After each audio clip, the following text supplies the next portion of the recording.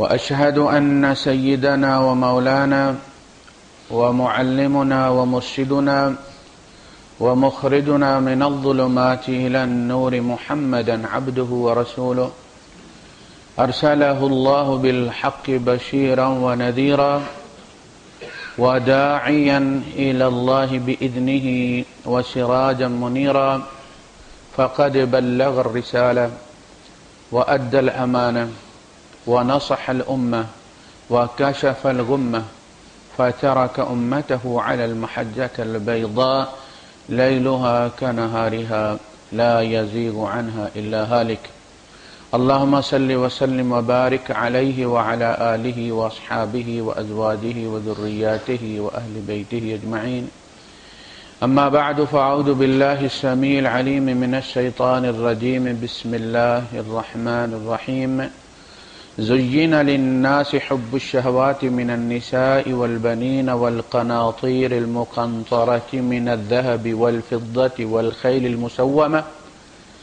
والخيل المسومة والأنعام والحرث ذلك متاع الحياة الدنيا والله عنده حسن المآب. وقال تعالى وَلَنَبْلُوَنَّكُمْ بِشَيْءٍ مِّنَ الْخَوْفِ وَالْجُوعِ وَنَقْصٍ مِّنَ الْأَمْوَالِ وَالْأَنفُسِ وَالثَّمَرَاتِ وَبَشِّرِ الصَّابِرِينَ. وقال تعالى حاكيا في رواية إبليس قال رب بما أغويتني لأزينن لهم في الأرض ولأغوينهم أجمعين. صدق الله العظيم. رب اشرح لي صدري ويسر لي أمري واحلل عقدة من لساني يفقه قولي آمین یا رب العالمین. اللہ پاک نے ہمیں اس دنیا میں امتحان کے لیے پیدا فرمایا. اس امتحان کے لیے اسباب فراہم کیے. ان اسباب کو استعمال کرنے کے لیے ارادہ بخشا. ہم صاحب ارادہ مخلوق ہیں. ہم منفی یا مثبت فیصلہ کر سکتے ہیں. کچھ چیزیں ہمیں دی گئی ہیں، ان کو ٹھیک کس طرح استعمال کرنا ہے یہ بھی بتا دیا گیا ہے، اور اگر غلط استعمال کیا تو اس کے مضمرات کیا ہیں یہ بھی بتا دیا گیا ہے. ایسی شخصیت، ایسا رہنما، ایسا گائیڈ بھیجا گیا جس نے اس دنیا میں رہ کے ان تمام اسباب کے ساتھ زندگی گزار کے دکھا دیا. یہ ایک بات. جو چیزیں ہمیں فراہم کی گئی ہیں وہ ہماری انسانیت کا جزو لا ینفک ہیں، ڈیٹیچیبل. اگر وہ ہم سے الگ کر دی جائیں تو ہم انسان نہیں رہتے. اور وہ چیزیں ہیں حب الشہوات من النساء والبنین، ازواج کی محبت، اولاد کی محبت، سونے چاندی کے ڈھیروں کی محبت، ان کی کشش، ان کی لالچ، مویشیوں کی، گھوڑوں کی، گاڑیوں کی، فیکٹریوں کی. یہ ہماری انسانیت کا جزو ہے. اگر یہ نہ ہو تو ہمارا امتحان کوئی نہیں. جس آدمی کا ان چیزوں کے ساتھ کوئی تعلق نہیں رہتا اس کا امتحان ختم کر دیا جاتا ہے. اس کو کہتے ہیں مرفوع القلم، اس کا قلم ہٹا لیا گیا ہے. جو پاگل ہوتا ہے اسے ان چیزوں کے ساتھ کوئی تعلق نہیں ہوتا، نہ بیوی کے ساتھ، نہ بچوں کے ساتھ، نہ مال و اسباب کے ساتھ. تو جب ان چیزوں کا سلسلہ اس سے ختم ہو جاتا ہے تو امتحان ختم ہو جاتا ہے. اس کو کیا کہتے ہیں؟ مرفوع القلم. قلم ہٹا دیا، امتحان ختم ہو گیا. اس کی اچھائی برائی لکھنی، وہ کسی کو $1,00,000 بھی دے دے پاگل تو وہ نیکی نہیں لکھی جاتی. اس نے پاگل پن میں دیا ہے، ارادے میں نہیں دیا. اسے اس سے پیار نہیں تھا. امتحان اس کا ہے جسے اس $1,00,000 سے پیار تھا. اچھا جو کہا جاتا ہے کہ جی نفس کو مار دیا گیا، نفس مرتا ہی نہیں ہے. نفس تب مرتا ہے جب انسان کی روح اور بدن الگ ہوتا ہے تو نفس ختم ہو جاتا ہے. جس طرح آپ نیگیٹو پازیٹو تاروں کو الگ کر دے تو لائٹ غائب ہو جائے گی. جب تک یہ دونوں ملی ہوئی نفس موجود ہے، اس کو مہذب کیا جا سکتا ہے، اس کو ٹرین کیا جا سکتا ہے، اس کی تربیت کی جا سکتی ہے، اسے حدود و قیود کا پابند بنایا جا سکتا ہے. جو کہتے ہیں مر گیا ہے جھوٹا دعویٰ کرتے. اور ہمیں نفس کو مارنے کے لیے نہیں بھیجا گیا، یہ نفس ہی تو ہمارا امتحان ہے، اس کے ساتھ ہمیں جینا ہے. اللہ پاک نے فرمایا کہ نیکی تب تک ہوتی نہیں ہے. لن تنالوا البر، چوتھا پارہ شروع ہوتا ہے. تم نیکی کو پا ہی نہیں سکتے. نیکی کسی چیز کا نام ہی نہیں ہے، تمہیں سینس ہی نہیں ہوگا نیکی کا. جیسے میں نے کہا پاگل $1,00,000 بھی دے دے، کوئی نیکی نہیں. لن تنالوا البر، تم نیکی کی خاک کو بھی نہیں پہنچ سکتے، گرد کو بھی نہیں پا سکتے. حتی تنفقوا مما تحبون، یہاں تک کہ تم وہ نہ خرچو جس میں تمہارا دل کھبا ہوا ہے، یا جو تمہارے دل میں کھبی ہوئی، جس سے تم محبت کرتے ہو. تو پتہ یہ چلا کہ چیزوں کی محبت جب تک ہمارے اندر ہے، انفاق کا اجر بھی ہے. اللہ کے رسول صلی اللہ علیہ وسلم کی حدیث ہے کہ صدقہ یہ نہیں ہے کہ جب تم مرض الموت میں مبتلا ہو جائے اور تمہیں پتہ چل جائے کہ میں نہیں بچتا، وَتَقُولُ قَضَى لِفُلَانٍ وَقَضَى لِفُلَانٍ، اور اب تو بیڈ پہ لیٹا ہوا ڈاکٹروں نے بتا دیا آئندہ 48 گھنٹے بٹڑے اہم ہیں. جی ہوتا ہے کینسر والوں کا معاملہ. اب یہ بانٹنے لگے اتنا فلاں کو دے دینا، اتنا فلاں کو دے دینا. کہا کہ اب یہ تیرا مال ہی نہیں ہے، اب تو یہ تیرے وارثوں کا مال ہے، اس لیے بے دردی سے تو لٹا رہا ہے. تو جب مرض الموت میں بندہ بانٹنے لگتا ہے تو شریعت پابندی لگا دیتی ہے، شریعت پابندی لگا دیتی ہے کہ پاگل ہو گیا یہ، اب اس کا اینڈ آ گیا نا، اب اس کو دوسروں کا خیال نہیں ہے مگر اللہ کو خیال ہے. کہا کہ اب اس کا انفاق نہیں، روکو اسے. اور اگر وہ قرض مانگے تو قرض مت دو.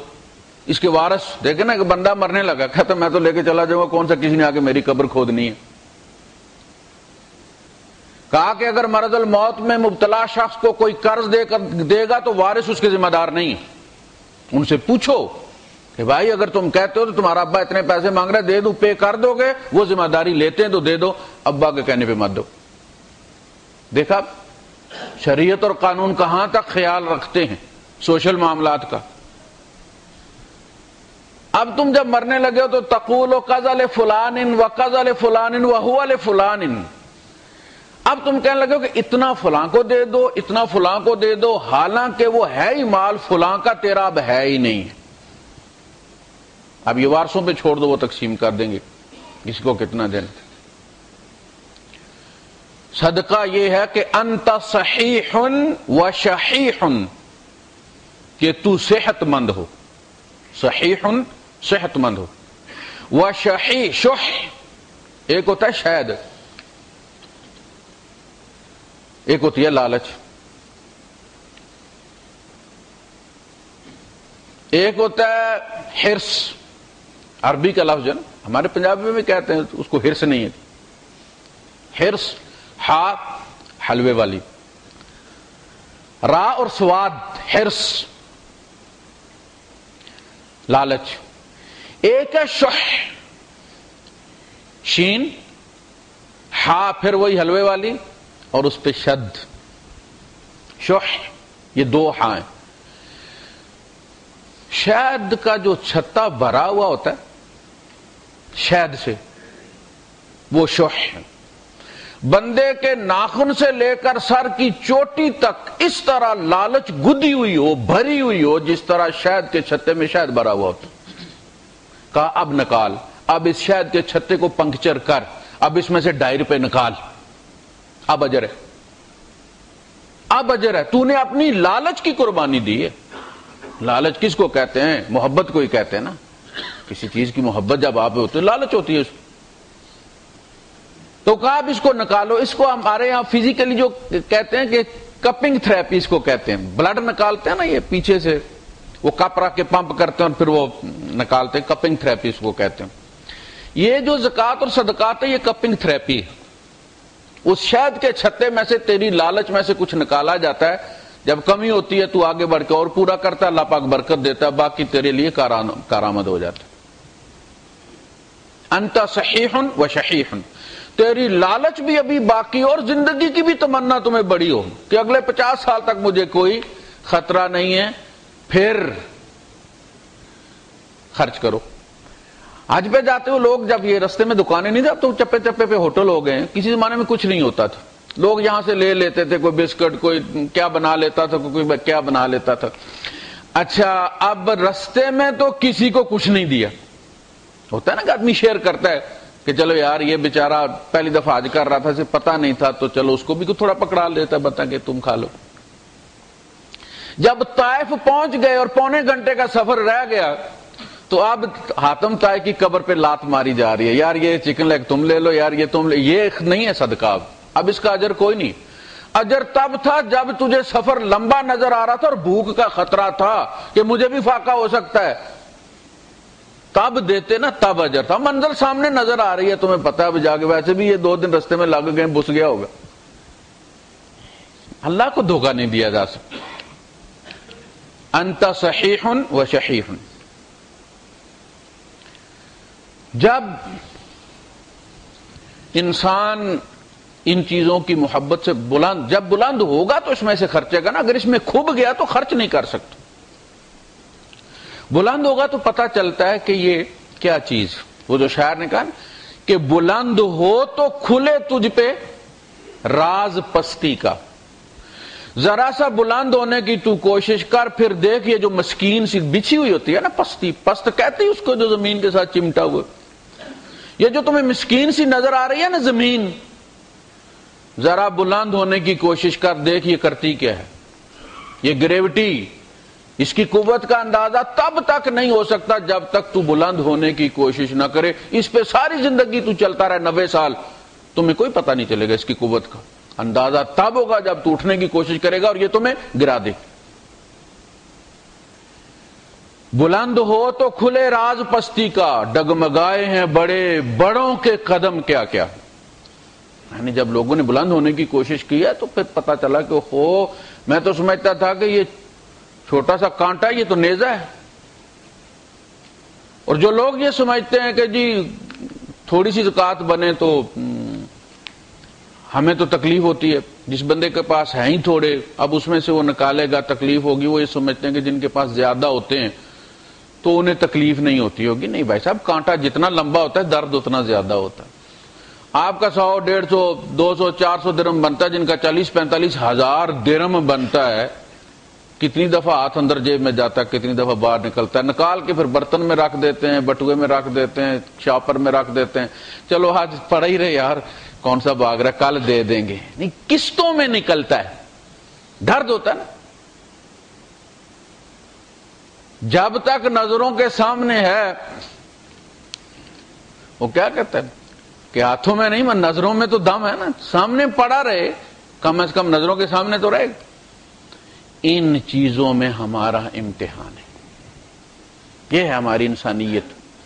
نہ مال کی محبت, اگر مال کی محبت مرتی تو ہندوؤں کے مندروں کے اندر وہ اربوں, آپ اندازہ کریں کہ کوئی 70-80 ارب ڈالر, بعض کے مطابق 150-200 ارب ڈالر کے جو ہے وہ خزانے ان کے پڑے ہوئے ہیں مندروں کے اندر. لوگ سونا چاندی تاج پتہ نہیں کیا کیا دیا ہوا انہوں نے, اور انہوں نے اکٹھا کیا ہو. یہی حال ہمارے مدارس کا. بڑے بڑے ادارے ہمارے ہیں, بڑا بڑا پیسہ یہ جو خرچ ہو رہا ہے ماشاءاللہ اشتہاروں پر, یہ لوگوں نے دیا ہوا, اپنی دیہڑی نہیں لگائی ہوئی. اسی طرح عیسائیوں کے گرجوں کا حال ہے. تو وہاں نہیں ہونا چاہیے تھا. یہ مرتی نہیں, اور نہ ہمارا نفس مرتا, اور ہم اس نفس کے ساتھ انسان ہیں, اور اس نفس کے ساتھ ہمارا امتحان ہے، اور یہ نکلے گا تو کیا کہا جائے گا؟ یا ایتھا النفس المطمئنہ. یہ مرتا نہیں ہے، مطمئن کیا جا سکتا ہے اس کو، اللہ کی رضا پہ راضی کیا جا، ہمیں مارنے کے لیے نہیں دیا گیا. بھائی ہوتا ہے نا وہ جو کام پہ جاتی ہے نا خواتین، تو بچے چھوڑ جاتی ہیں کسی کے پاس، تو وہ بیچارے بھی 400-500 درہم لے لیتی ہے فی بچہ، اس کا بھی گزارا ہو جاتا ہے، یہ بھی چھوڑ جاتی ہے. تو وہ جو بچے چھوڑ کے جاتے ہیں اس کے پاس، وہ بچے مارنے کے لیے نہیں دے کے جاتے کہ جو رویا پکڑ کے دبا دیا گلا اس کا. وہ کہتے ہیں جی یہ روئے اس کو چپ کراؤ، بھوک لگے اس کو کچھ کھلاؤ.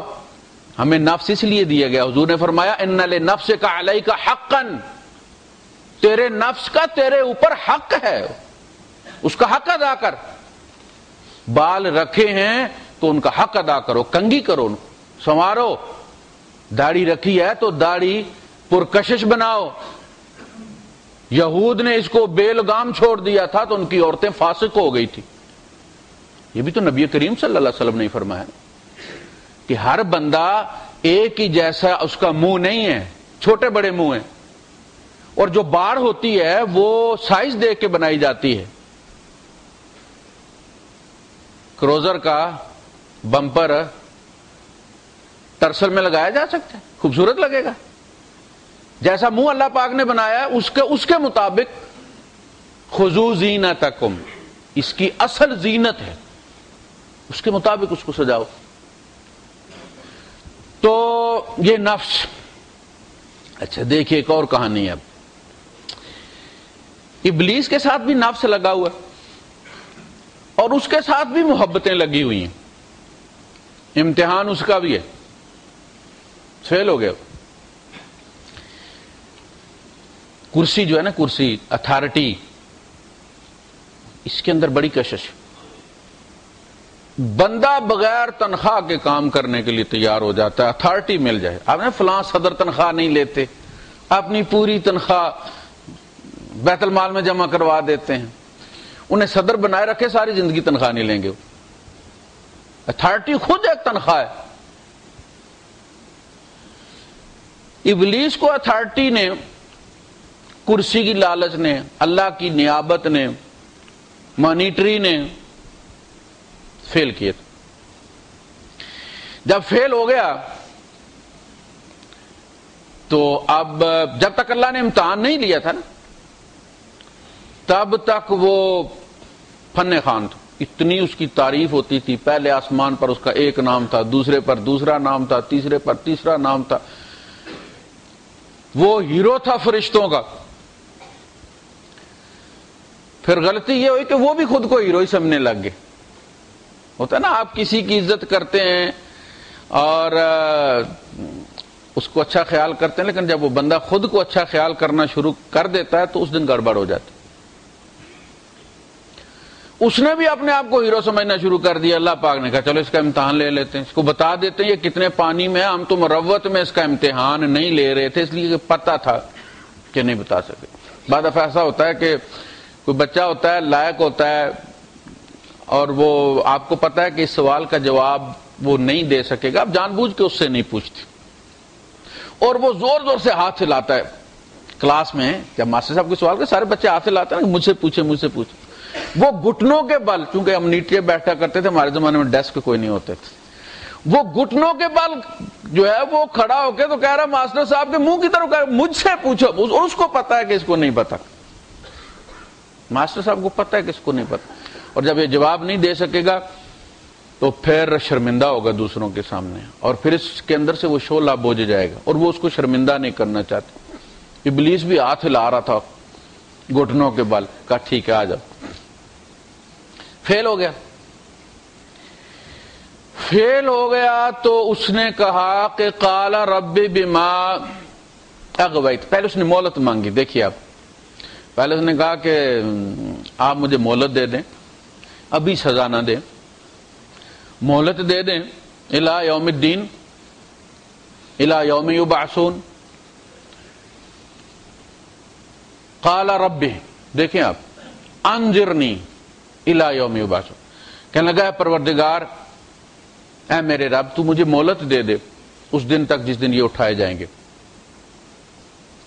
قال انک من المنظرین الی یوم الوقت المعلوم. اس وقت بعثت تک تو نہیں، لیکن ایک وقت معلوم تک جو مجھے معلوم ہے، یعنی قیامت تک تمہیں ہم مہلت دے دیتے. اس پہ اس نے کہا کہ بما اغویتنی رب بما اغویتنی، پروردگار تو نے جس چیز کے ذریعے مجھے اغوا کیا ہے، پھسلایا ہے، دھکا دیا ہے، فیل کر دیا. یہ با جو ہے نا، یہ با اس کے بڑے مطلب ہیں. ایک تو با ہو گیا بسبب، وجہ سے،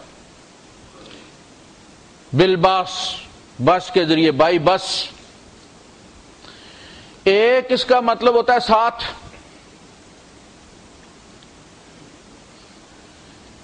سترہ مطلب ہیں اس کے، اور بھی بہت سارے ہیں.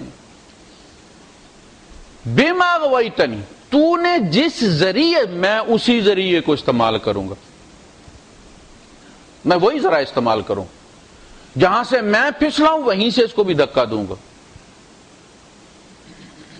اس لیے تکبر سب سے بڑی بیماری ہے. سب سے پہلا کیا جانے والا گناہ تکبر ہے. سب سے پہلے اعلان بغاوت لفظ انا ہے. قال انا خیر من. اللہ پاک نے پوچھا بھی، پتا نہیں تھا، اللہ پاک کو پتا تھا کیا مسئلہ ہے، اس کے منہ سے نکلوانا چاہتا تھا اللہ. اس لیے کہ بعض وہ لوگ بھی ہیں نا ہیومینیٹیرین، جو انسانیت پسند، بڑا درد ہے ان کے اندر ابلیس کا، تو وہ کہیں گے کہ جی بڑی زیادتی ہوئی جی اس کے ساتھ. وہ تو اس لیے نہیں کر رہا تھا کہ موحد تھا اور اس کا دل نہیں مانتا تھا کہ اللہ کے سوا کسی کو سجدہ کرے. تو دیکھیں اللہ نے اس کو سزا دے دی، اسی سے پوچھوایا ہے. قال یا ابلیس ما منعک اللہ تکون مع الساجدین. اور ابلیس تمہیں کیا ہوا ہے؟ تم نے جھکنے والوں کے ساتھ کیوں نہیں جھکے تم؟ قال لم اکن لاسجد لبشر خلقته من صلصال من حمأ مسنون. میں نے اس مٹی کو اپنے سامنے گلتے سڑتے ترکتے ہوئے نہیں دیکھا. میں اس بدبودار مٹی کے سامنے جھک سکتا ہوں؟ انا خیر من، میں اس سے بہتر ہوں. خلقتنی من نار وخلقته من طین. مجھے تو نے آگ سے بنایا. کیا بلندی ہے آگ کی، کیا پیورٹی ہے. چیزوں کو پیور کرنے کے لیے آگ میں ڈالا جاتا ہے.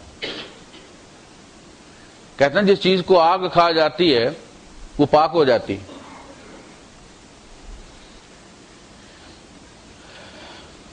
کہا یہ غلطی ہو گئی تم سے، یہاں غلط ہو گیا، بات فیل ہو گیا. وہی اسباب وہ استعمال کرتا ہے.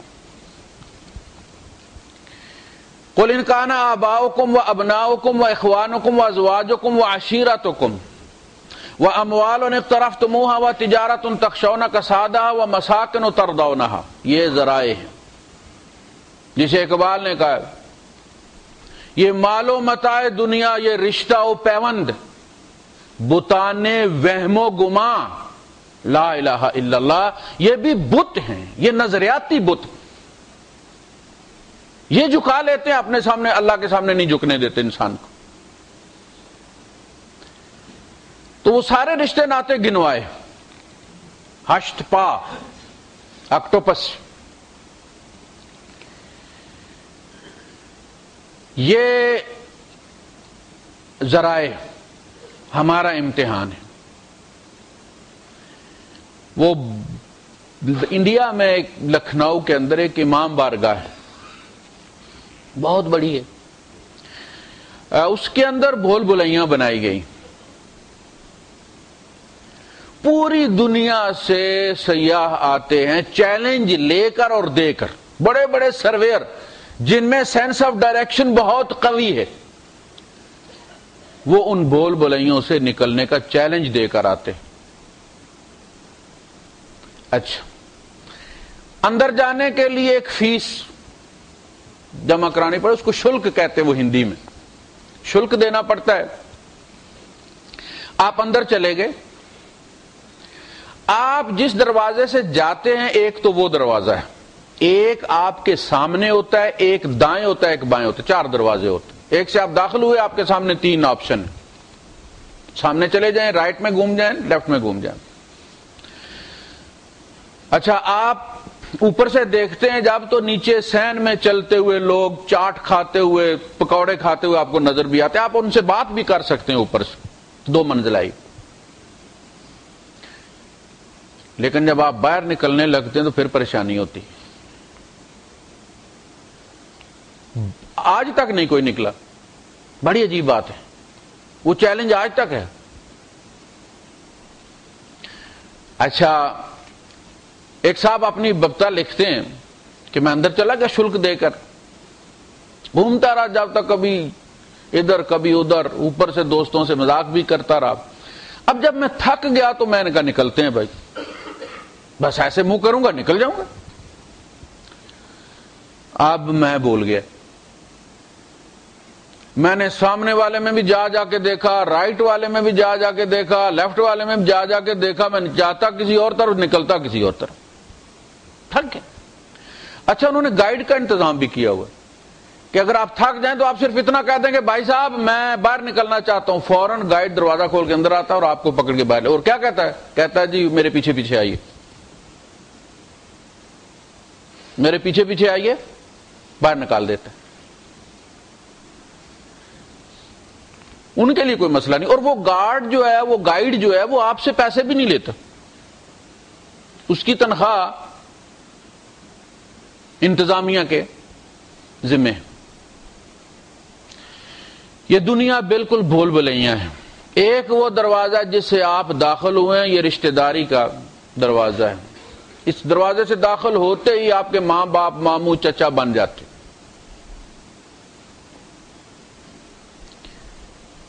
آپ دائیں طرف جاتے ہیں، یہ مذہب ہے، مذہب میں غلو ہے، دائیں دروازے سے بھی بھول سکتا ہے بندہ۔ بائیں طرف جائیں گے، یہ مال ہے، مال والے دروازے سے بھی بھول سکتا ہے آدمی۔ سامنے اولاد ہے، سامنے اولاد، اولاد کا پچھلے دروازے کے ساتھ کوئی تعلق نہیں، وہ ماں باپ کا تعلق ہے، ماموں، پھوپھی، خالہ، چچا، یہ ان کا تعلق ہے۔ اولاد سامنے، یہ ہے امتحان۔ نکلنے کے لیے گائیڈ کا انتظام کیا گیا ہے، وہ گائیڈ کہتا ہے فَاتَّبِعُونِی، میرے پیچھے پیچھے آؤ۔ اب اگر آپ گائیڈ کو آواز دیتے ہیں، وہ آتا ہے اور آپ سے کہتا ہے کہ آپ میرے پیچھے پیچھے آئیے، آپ اس کے پیچھے جانے کے بجائے دائیں طرف گھوم جاتے ہیں۔ وہ مڑ کے دیکھتا ہے وہ بندہ کدھر گیا ہے، وہ تمہیں کہا نہیں تھا کہ میرے پیچھے پیچھے آؤ۔ آپ اس گائیڈ کا کلمہ تو پڑھتے ہیں، لیکن جب وہ کہتا ہے فَاتَّبِعُونِی، بیٹی بھی آنے کی باری آتی ہے تو آپ بائیں والے دروازے سے اندر کے گھوم جاتے ہیں۔ آپ کو یاد ہی نہیں رہتا کہ آپ نے کسی کے پیچھے جانا ہے، آپ نے اس طرح انتظام کرنا ہے جس طرح فاطمہ تو زہرا کا ہوا تھا رضی اللہ تعالیٰ نے۔ بچہ فوت ہو گیا ہے، وہ گائیڈ کہتا ہے فَاتَّبِعُونِی، میرے پیچھے آؤ، میں تمہیں بتاتا ہوں سوگ کیسے کرنا ہے۔ میرا بھی بیٹا، ایک نہیں 3 بیٹے فوت ہوئے ہوئے، 2 بیٹیوں کے جنازے پڑھ کے میں نے، بلکہ 3 بیٹیوں کے جنازے پڑھ کے میں نے خود دفن کیا ہوا۔ میں تمہیں بتاتا ہوں سوگ کیسے منانا ہے۔ خوشی میرے اوپر بھی آئی ہے، فَاتَّبِعُونِی، مجھے فالو کرو، میں تمہیں بتاتا ہوں خوشی کیسے منائی جاتی ہے۔ ہم گائیڈ کو بلاتے ہوتے ہیں، کلمہ بھی پڑھتے، درود بھی بھیجتے، لیکن فالو نہیں کرتے، اس کے پیچھے نہیں جاتے، کہیں نہ کہیں دائیں بائیں ہم مڑ جاتے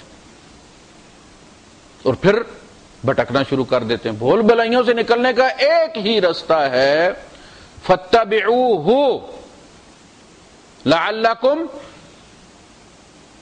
تُرْشَدُونَ لَعَلَّكُمْ تُفْلِحُونَ۔ دیکھو ان کے پیچھے چلو،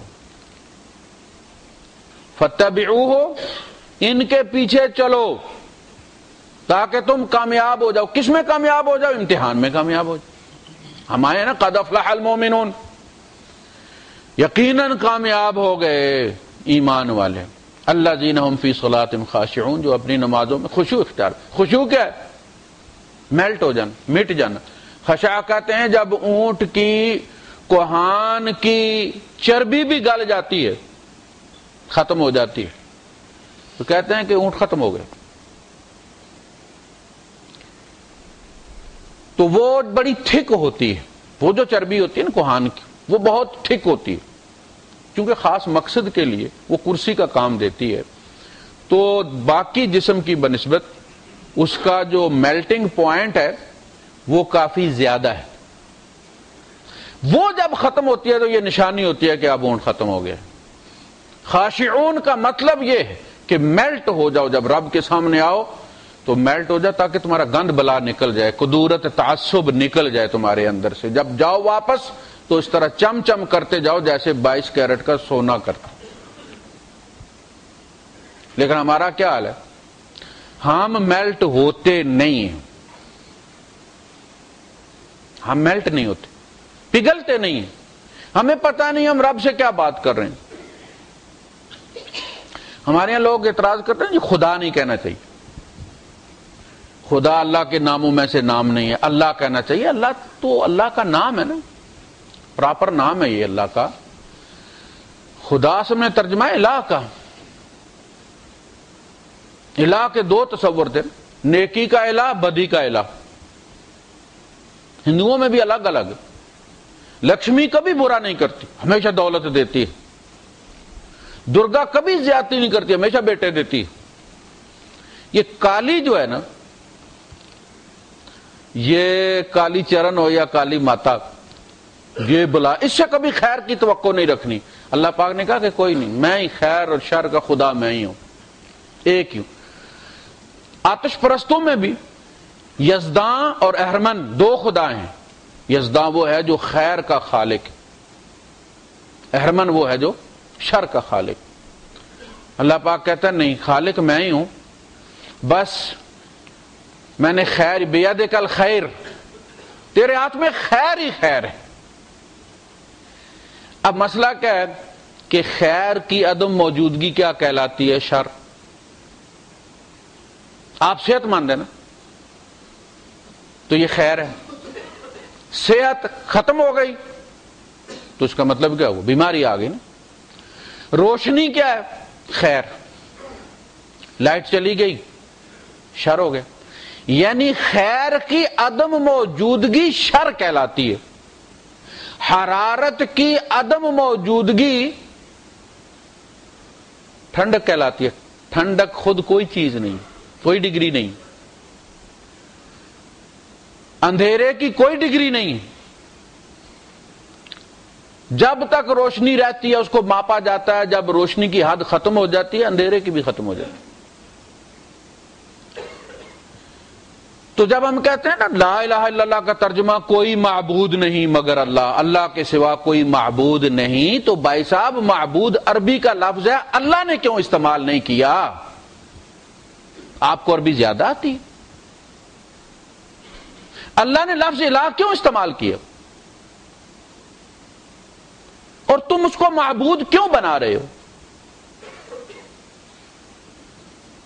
اس لیے اس کا نتیجہ کیا نکلا کہ اللہ کے سوا کوئی معبود نہیں ہے. اور عبادت نام ہے نماز کا، اور نماز ہم اس کی پڑھ جاتے ہیں، مانگتے جا کے کانواں والی سرکار سے. بیٹے کے لیے دولے شاہ. زیادہ بڑا پرابلم ہے تو پھر فیڈرل وزیر کے پاس جاتے ہیں، خواجہ صاحب یا داتا صاحب. چھوٹا موٹا ہے تو وہ بابا شاہ کمال سے بھی کروا لیا جاتا. معبود نے ہمیں، لفظ جو معبود ہم استعمال کر، لا الہ الا اللہ کا مطلب ہے کہ اللہ کے سوا کوئی معبود نہیں. تو نماز تو جو داتا صاحب کی مسجد میں بھی پڑھتے ہیں وہ معبود عبادت اسی کی کرتے ہیں، سجدہ اسی کو کرتے ہیں، تو وہ اپنے لا الہ میں پھر سچے ہیں. اور مانگتے جا کے داتا سے. پنجابی میں مانگتا ہے، اس داتا کو پنجابی آتی ہو یا نہ آتی کوئی پتہ نہیں، ایرانی تھے وہ. چونکہ ان سے اپنی زبان میں مانگتے ہیں تسلی ہو جاتی ہے. ڈاکٹر جب بات سن لیتا ہے نا، ڈاکٹر سے مریض جو ہے وہ بات کر لیتا، اپنی پوری کیفیت بتا دیتا ہے، تو آدھا مرض اس کا ہلکا ہو جاتا ہے، باقی ڈاکٹر تسلی سے ٹھیک کر دیتے۔ اب جو ڈاکٹر زیادہ سمارٹ بنتے ہیں نا کہ جو مریض کو دیکھا پتا تو نہیں چل کے ان کا تجربہ ہوتا ہے کہ کیا وہ دو باتیں شروع ہوتی ہے تو وہ فوراً جناب وہ نسخہ لکھ دیتے جائیے جی، مریض کہتا ہے کھے آرام آنا ہے، گل تو میری انہیں سنی کوئی نہیں، یعنی وہ مایوس ہو کے نکلتا ہے وہاں سے، میں پیسے ہی ضائع کیتے نہیں یار، گل تو انہیں سنی کوئی نہیں۔ آپ لاکھ تجربے کار ہوں لیکن اس کے اندر جو بھرا ہوا ہے وہ تو نکلنے دو نا بھائی صاحب۔ بات کسی نے شروع کی، آپ کو پتا چل گیا مسئلہ کیا، آپ نے سوال کا جواب دے دیا، فتویٰ دے دیا، وہ مطمئن نہیں ہوتا۔ پہلے سے پورا بتانے دے مسئلہ کیا ہوا اور اس کے بعد بات کریں اس کے ساتھ، تو اس کی نفسیاتی تسکین بہت ضروری ہے۔ تو یہ جو ہمارے امتحانات ہیں جن سے ہم نے گزرنا ہے، جن سے ہم گزر رہے ہیں، یہ دو طرح کے، ایک ہے کہ دے کر، ایک ہے لے کر۔ اور نبی کریم صلی اللہ علیہ وسلم نے نبیوں میں جامع ترین کامل ترین شخصیت نبی کریم صلی اللہ علیہ وسلم،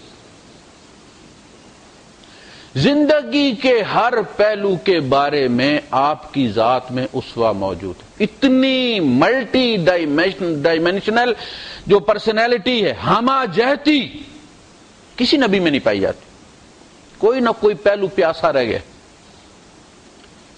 الیوم اکملت لکم دینکم کا مطلب ہی یہ، اب تمہیں اپنی سماجی زندگی کے کسی شعبے کی چھوٹی سے چھوٹی چیز کے لیے بھی کسی غیر کی طرف نہیں دیکھنا پڑے گا۔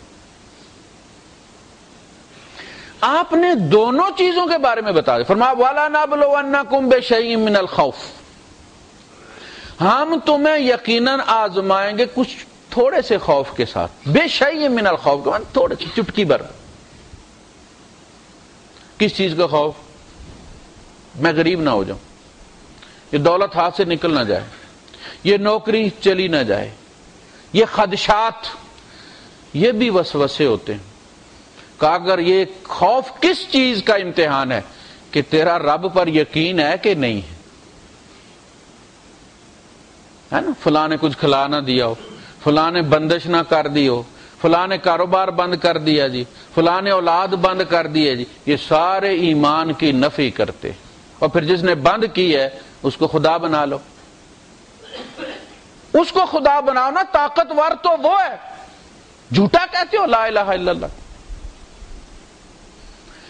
یہ خدشات، یہ خوف، یہ تمہارے ایمان کی آزمائش ہے کہ تمہیں رب پر اعتماد ہے کہ نہیں۔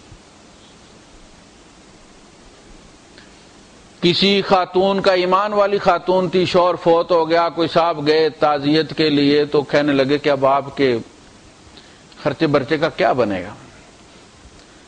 تو وہ کہنے لگیں کہ شوہر مرا ہے، خدا نہیں مرا، میرا رازق نہیں تھا، وہ بھی اسی کا دیا کھاتا تھا، ہمیں بھی کھلاتا تھا۔ تو اگر تمہارا اس رب پر ایمان ہے جس کی مرضی کے بغیر پتا نہیں ہلتا،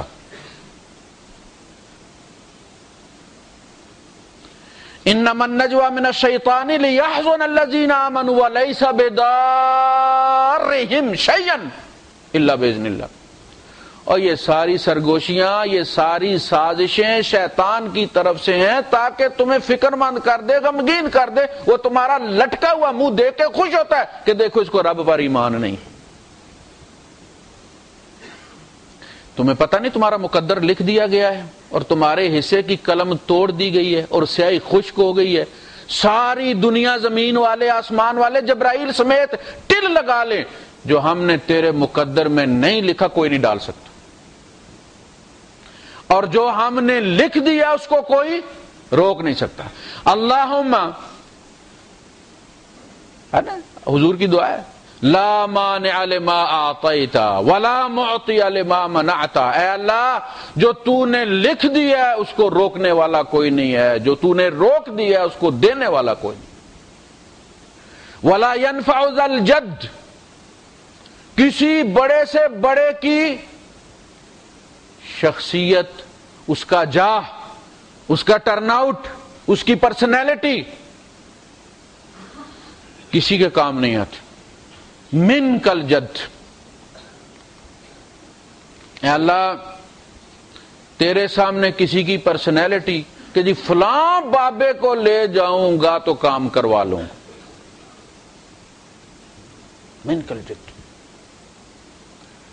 اللہ کے رسول صلی اللہ علیہ وسلم فرماتے ہیں کہ اللہ میں تیرا شکر ادا کرتا ہوں اس پر بھی جو تو نے مجھے دیا ہے، رب لک الحمد، لک الحمد علی ما اعطیت، اور میں تیرا شکر کرتا ہوں اس پر بھی جو تو نے لما منعتا، جس کو تو نے روک لیا ہے۔ مجھے اعتماد ہے تیرے فیصلے پر کہ میرے لیے وہ نقصان دہ تھا، اس لیے نہیں کہ سیدھا سیدھا نہیں ہوا تو کالے جادو سے کروا لیں گے، مسلمان کے تعویذ سے نہیں ہوا تو سکھ سے تعویذ لے لیں گے، یہ ہومیوپیتھی، ایلوپیتھی، یونانی، کوئی نہیں ہے، ایک ہی تمہارا حکیم ہے، ایک ہی تمہارا الہ ہے، وہیں سے ہر پتے کے گرنے کا فیصلہ بھی وہاں ہوتا ہے۔ جب بندے کا ایمان یہ ہو تو پھر وہ ڈرتا نہیں، کالی بلی رستہ کاٹ گئی ہے جی، آج منگل اور بدھ کا دن ہے جی، آج نہیں شروع کرنا جی، فلاں شروع کرنا ہے جی، شادی بیاہ سفر کے مہینے میں نہیں کرنا جی، بڑا منحوس مہینہ ہے جی، کہا منحوس تم ہو جو اس میں پیدا ہو گئے ہو، وہ منحوس نہیں ہے، یہ ہمیشہ سے 12 مہینے ہیں، ان میں نحوست نہیں ہے۔ طائرکم معکم، ہر بندہ اپنی نحوست اپنے ساتھ لیے پھرتا ہے۔ منحوس جمعے والے دن بھی اگر جمعہ نہیں پڑھتا، ساری رات فلم دیکھ کے سویا رہتا ہے 2 بجے تک، تو اس کا جمعہ بھی منحوس ہے۔ منحوس تم کرتے ہو، دنوں کو بھی، مہینوں کو بھی، گھڑیوں کو بھی۔ پانی جب چلتا ہے پہاڑوں سے تو شفاف ہوتا ہے، موتی کی طرح چمکتا ہے، یہ لئی نالا تم اس میں گراتے ہو، یہ گندگی بدبو اور اپنی ڈرین اپنے گٹروں کی تم اس میں ڈالتے ہو، وہ تو پاک چلتا ہے جب چلتا ہے، وقت جب چلا تھا تو پاک چلا تھا، وقت پاک اس کو ناپاک تم کرتے ہو، اپنے گریبان میں منہ ڈالو، اس کو کچھ مت کہو، مت گالی دو وقت کو، وقت میں ہوں، لا تسب الدہر، زمانے کو گالی مت دو، انا الدہر، زمانہ کیا ہے؟ یہ ٹائم ہے نا، ٹائم کس نے دیا؟ میں نے دیا،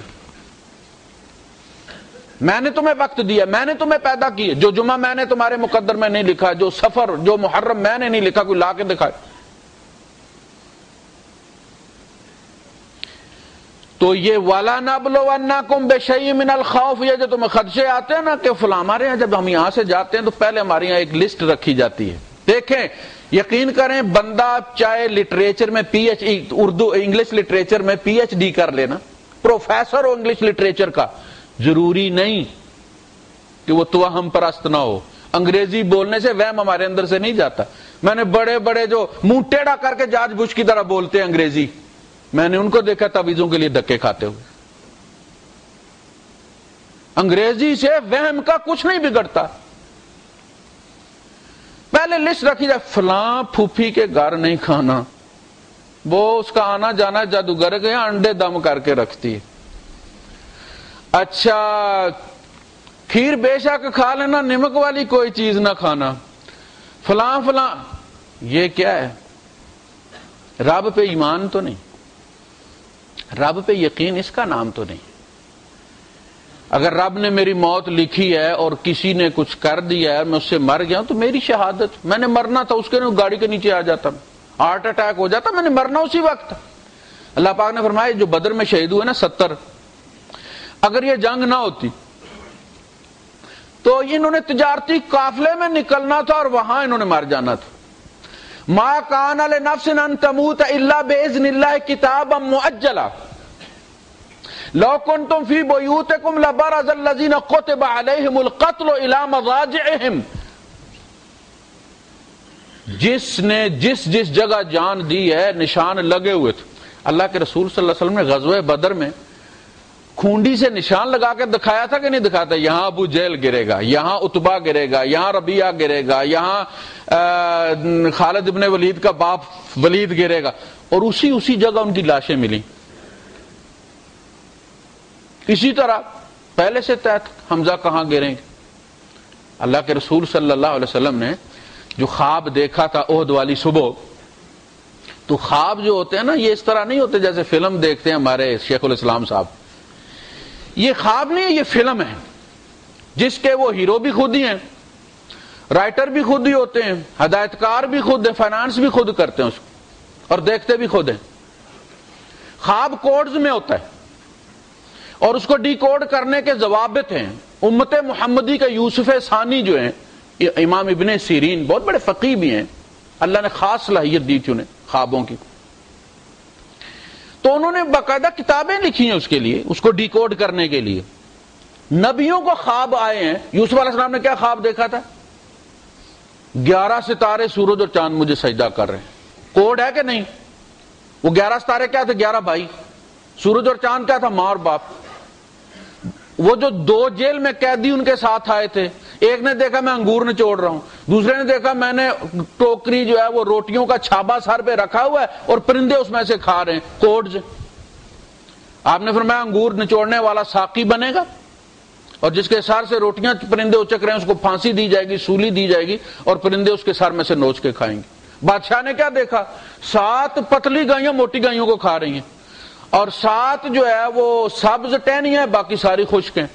کوڈز تھے نا. 7 سال خشک سالی کے تھے جو گرینری کو کھا جائیں گے. کوڈز ہے نا. اللہ کے رسول صلی اللہ علیہ وسلم فجر کے بعد بیٹھا کرتے تھے اور صحابہ سے پوچھا کرتے تھے کہ تم میں سے کسی نے خواب دیکھا ہے؟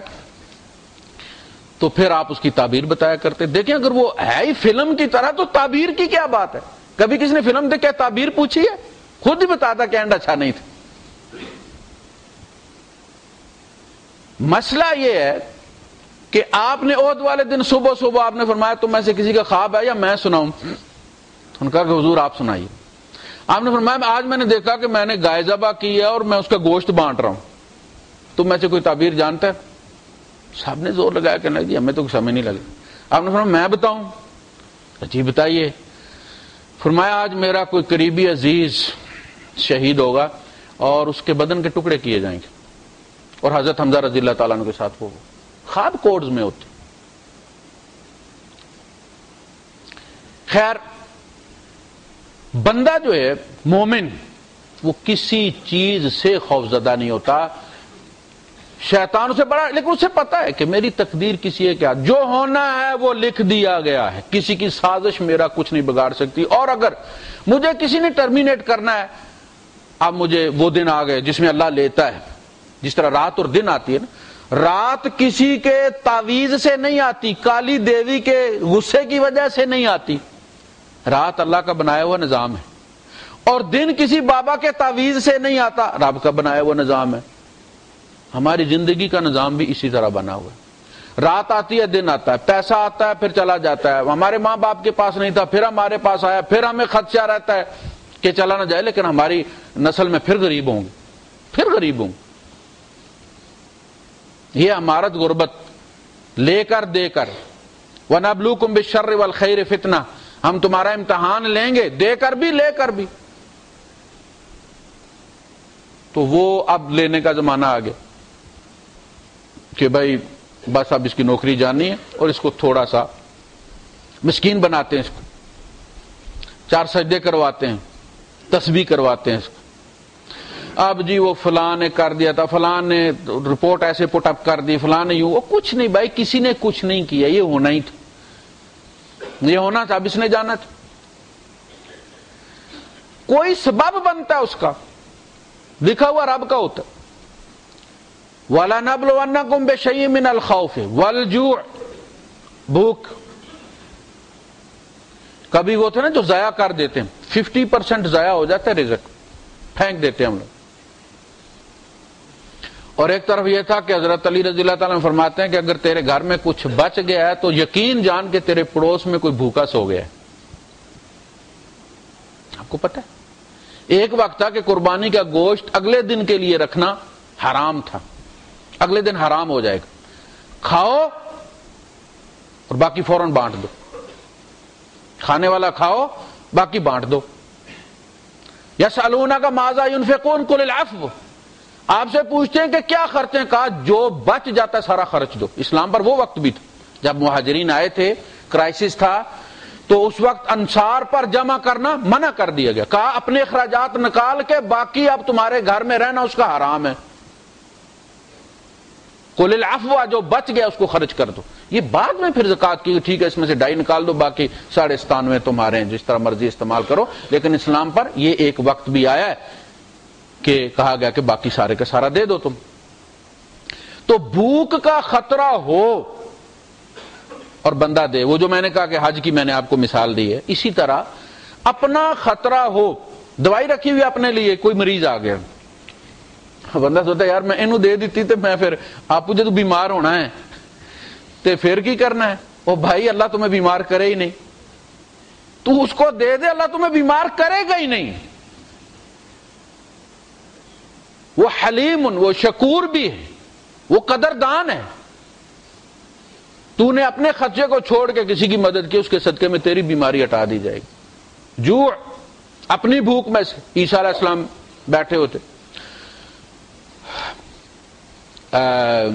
یہودیوں کے سینگاگ کے اندر بڑا مدرسہ تھا، تو چندے کا باکس پڑا ہوتا، یہ کوئی تازہ تازہ چندے کی واردات نہیں ہے، شروع سے اسی طرح چلتا آ رہا ہے، انفاق فی سبیل اللہ۔ تو لوگ ڈال رہے تھے اور بڑے بڑے تاجر آ رہے تھے ڈال رہے تھے۔ عصر کے وقت ایک خاتون آئی اور اس نے ایک درم نکالا، چاندی کا سکہ، اور اس کو اس نے اپنے دوپٹے سے چادر سے رگڑ کے صاف کر کے تو اس گلے کے اندر ڈال دیا۔ عیسیٰ علیہ السلام تڑپ گئے، آپ نے کہا بلے بلے بلے بلے بلے بلے۔ حواریین نے پوچھا حضرت کیا ہوا؟ کہا اس عورت کا صدقہ دیکھو۔ انہوں نے کہا 1 درم ڈالا ہے۔ اس نے 1 درم، ہم نے دیکھا 1 درم ڈالا، اور صبح سے لوگ اتنے اتنے ڈھیر لا کے ڈال رہے ہیں۔ آپ نے فرمایا ان سب سے زیادہ اجر یہ لے گئی 1 درم والی۔ انہوں نے کہا کہ حضرت کیسے؟ کہا کہ انہوں نے پیسے میں سے پیسہ دیا، اس نے بھوک میں سے درم دیا۔ یہ فاقے سے تھی، یہ اس کی روٹی بھی کھا سکتی تھی، لیکن اس نے لا کے وہ اللہ کے اس میں ڈال دیا، اللہ کو دے دیا۔ عیسیٰ علیہ السلام کو پتہ لگ جاتا، قرآن کہتا ہے نا وَأُنَبِّئُكُم بِمَا تَأْكُلُونَ وَمَا تَدَّخِرُونَ فِي بُيُوتِكُم، میں تمہیں بتا دیا کرتا ہوں کہ تم کھا کے کیا آئے اور گھر میں تمہارے کتنا باقی۔ آپ کو پتہ چل جاتا اس کے پیٹ میں خالی ہے پیٹ یا کیا ہے مسئلہ اس کے ساتھ۔ تو جو خوف بھوک کا ہوتے ہوئے کسی کی مدد کر دینا، یہ ہے وہ پل صراط۔ یہ جو پل صراط ہے نا جس سے گریں گے قیامت کے دن، وہ اصل میں ہم گریں گے یہاں دنیا میں، ایکشن ریپلے وہاں دکھایا جائے گا کہ یہ تھی وہ جگہ۔ جیسے وہ آپ کو پیپر پکڑا دیتے ہیں نا اسکول والے کہ یہ چیک کریں آپ کہ نمبر کہاں کٹیں، کہا جائے گا یہاں تمہارا نمبر کٹا ہے، 1 قدم سامنے جنت تھی، تم گر گئے ہو۔ وَنَقْصٍ مِّنَ الْأَمْوَالِ وَالْأَنفُسِ وَالثَّمَرَاتِ، نقصان جانوں کا، مال کا، پھلوں کا، فصل پہ کوئی مصیبت آ گئی، گھر میں کوئی مصیبت آ گئی، کوئی بیماری آ گئی، کوئی ایکسیڈنٹ ہو گیا، کہ یہ سارے تمہارے ایمان کا امتحان ہے۔ یہ نقصان ہو کر بھی تم رب سے جڑے رہو، تمہیں کوئی گلہ پیدا نہ ہو اس کے ساتھ، یہ بھی امتحان۔ بعض لوگ ہوتے ہیں، اس لیے میں کہتا ہوں کہ دعا مانگتے ہیں اور جتنی تکلیف ہوتی ہے اتنی شدت اور خلوص کے ساتھ مانگتے ہیں، اور پھر جب پورا نہیں ہوتا تو پھر کہتے ہیں یار یہ خدا ہے بھی ہے کہ کوئی نہیں ہے، یعنی میں نے اتنے خشوع و خضوع سے مانگا ہے، مٹ کے مانگا ہے میں نے یار، رو رو کے مانگا ہے، سنتا ہی کوئی نہیں۔ بھئی یہی تیرا امتحان ہے کہ تو کس رب پر ایمان، وہ بے نیاز ہے، وہ بے نیاز ہے، اس نے تیرا کوئی قرض نہیں دینا، غصہ اس پر آتا ہے جس نے قرض دینا ہو۔ آپ سے جب بغاری سوال کرتا ہے تو آپ کی مرضی، روپے دینے ہیں، درم دینے ہیں، ریال دینے ہیں، جو ڈالنا ہے نہیں ڈالنا ہے، کہنا بابا معاف کرو۔ اب بابا گاڑی کا راستہ کھڑا کہ معاف کرو، کچھ دو گے تو جاؤ گے تم، گالیاں دینا شروع کر دے، تیرا پتر مر جائے، تیری گڈی کا ایکسیڈنٹ ہو جائے، شالا گھر نہ پہنچے، چاہ بکسیاں سمیت قبرستان جاویں، تو کیا ہوتا ہے پھر؟ غصہ آتا کہ نہیں؟ پھر آپ اس کو پکڑ لیتے اور استری کرتے ہیں اس کو۔ اسی طرح آپ اللہ کے ساتھ کر رہے ہیں، او بھائی تم بھکاری ہو، اپنی اوقات پہچانو، تم نے اللہ کو قرض نہیں دیا ہوا، اور وہ یہ تمہارا امتحان لینا چاہتا ہے کہ تم اپنے آپ کو سمجھتے کیا ہو، کس بل بوتے، صرف ایک دعا مانگی ہے اس سے اور ایذا ہو گیا ہے۔ یہ ایذا ہوتا ہے، ایک دعا مانگی، قدم قدم پر نافرمانیاں کی، تیری یہ دعا تو پچھلے داغ دھونے کے کام بھی نہیں آتی، پہلے وہ تو اس کا تو سامنا کرو۔ یہ بھی ایک امتحان ہے کہ نقصان ہو اور وہ دعا روک لی جائے، وہ دعا کبھی بھی ضائع نہیں جاتی۔ اللہ پاک نے وعدہ کیا ہے کہ جو بھی دعا تم مجھ سے مانگو گے میں وعدہ کرتا ہوں کہ میں اس کو قبول کر دیتا ہوں۔ ریکارڈ میں لکھ لی جاتی ہے، کہا جاتا ہے کہ یہ جو اس نے مانگی ہے کیونکہ مجھے امتحان مطلوب ہے، اس وقت نہیں دینی، ڈیلے کر دو یا روک لو، یہ اس کے لیے بہتر نہیں ہے، یہ جو بیٹا مانگ رہا ہے اس بیٹے نے اس کو گولی مار دینی ہے۔ باپ آپ تو پڑھتے نا، باپ بیٹے کے ہاتھوں مر گئے تو کتنی خوشیاں منائی ہوں گی اس نے جس دن بیٹا پیدا، اسے پتا تھا موت میرے گھر میں پیدا ہو گئی ہے، میں نے اس کے ہاتھ سے مرنا ہے، تو کہا کہ یہ نہیں دینا۔ وہ سورہ کاف میں دیکھنا دجالی فتنہ، سورہ کاف میں جو بچہ مار دیا تھا کیا کہا تھا کہ یہ اگر بڑا ہو جاتا تو ان کے لیے وبال بن جاتا، ان کی کمائی ہوئی عزت کو بھی بے عزت کر دیتا، لہذا ہم نے بچہ دیا، پھر ان کا بچہ لے لیا، اس بچے کے مرنے پہ جو انہوں نے صبر کیا تو ان کا گریڈ بڑھ گیا، گریڈ بڑھنے سے انہوں وہ بیٹا الاؤ ہو گیا جو اب ان کا خدمتگار رہے۔